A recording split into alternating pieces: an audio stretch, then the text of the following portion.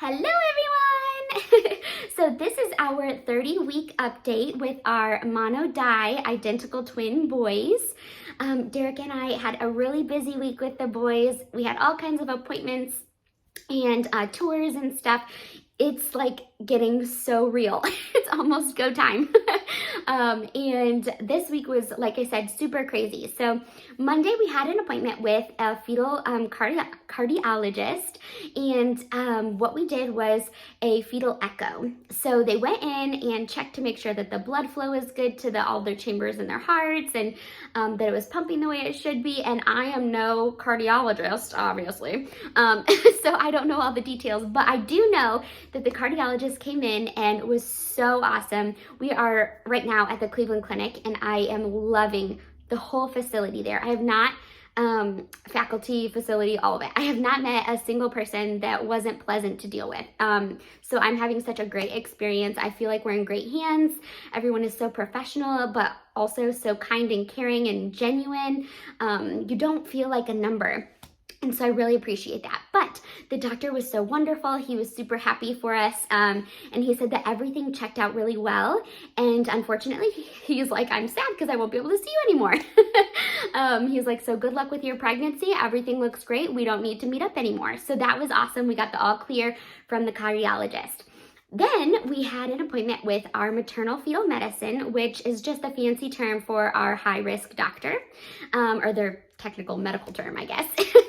Somebody who's specialized in all types of high-risk situations. And I love my high-risk doctor. She is so wonderful. And this week she started talking about how it's getting closer to go time.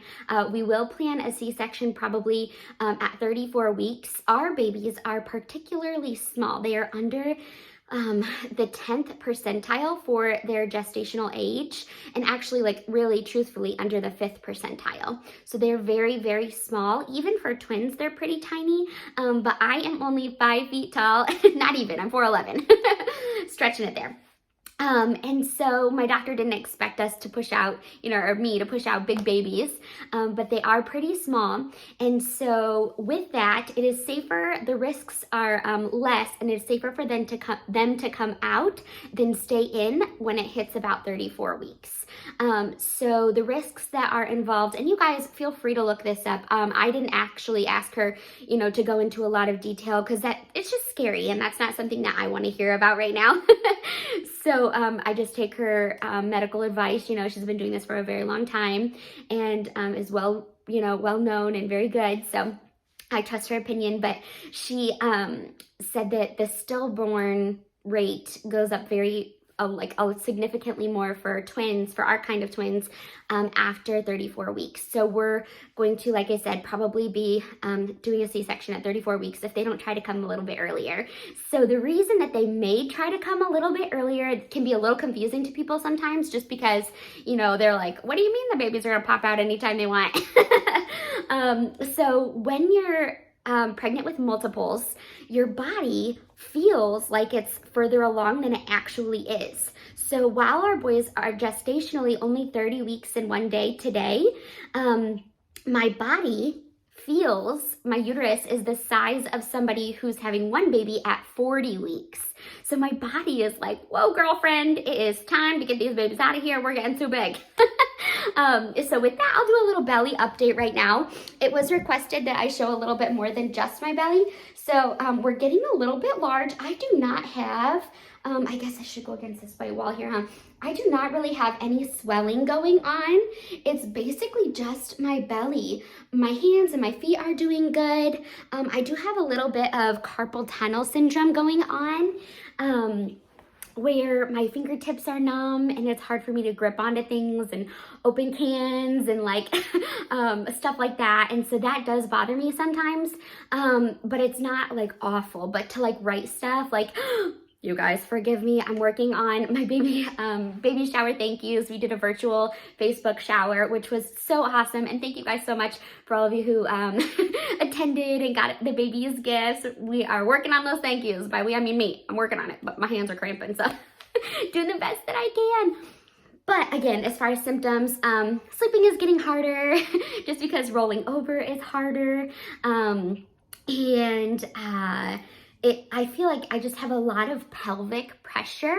The boys sit very low and fight for head first. And so I always just have a lot of pressure on my pelvis, especially if I've been sitting for a while or if I'm laying in bed and I want to flip over, like I feel a lot of pain in my pelvis. And then my hips are starting to feel it a little bit, even with a pregnancy pillow. But I'm feeling pretty good all around. I just get tired easy, and my doctor was very specific on trying not to do too much physical activity because that could induce labor. And so we are making sure that I'm not doing too much. So high risk appointment this week was talking about, just prepping for the C-section, and they did what's called a biophysical profile on the boys. So on this biophysical profile, there's kind of two parts to it.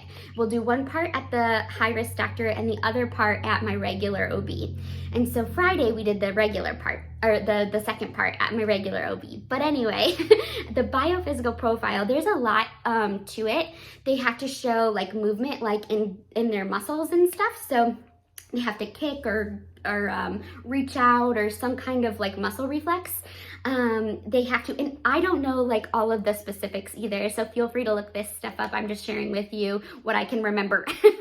And they have to show belly movement, and they have to show that they're practicing their breathing, which is really good for them to do, because since they'll be coming early, their lungs will be underdeveloped. So we want to make sure that they're practicing their breathing.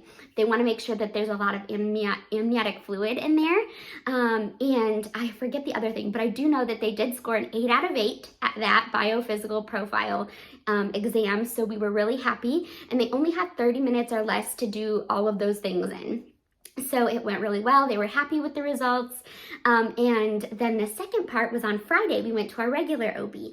And on Friday, they do a non-stress test. So they hook me up to a couple little heart rate monitors, and they monitor each baby's heart rate, and then they monitor me for contractions. And like I said, since my body believes that I'm 40 weeks pregnant, they're keeping an eye out to make sure that my body is not having early contractions.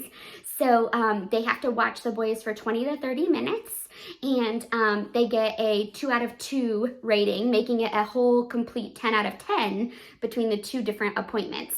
So there's a lot going on. And so moving forward, we're gonna have at least 2 appointments every week. One for that biophysical profile with our maternal fetal medicine high-risk doctor, and then one for that non-stress test with our regular OB. So all of this just to make sure that we are keeping a very close eye on them, because like I said, the risk for stillborn or early birth or high stress on the boys is starting to go up now that we're past 30 weeks.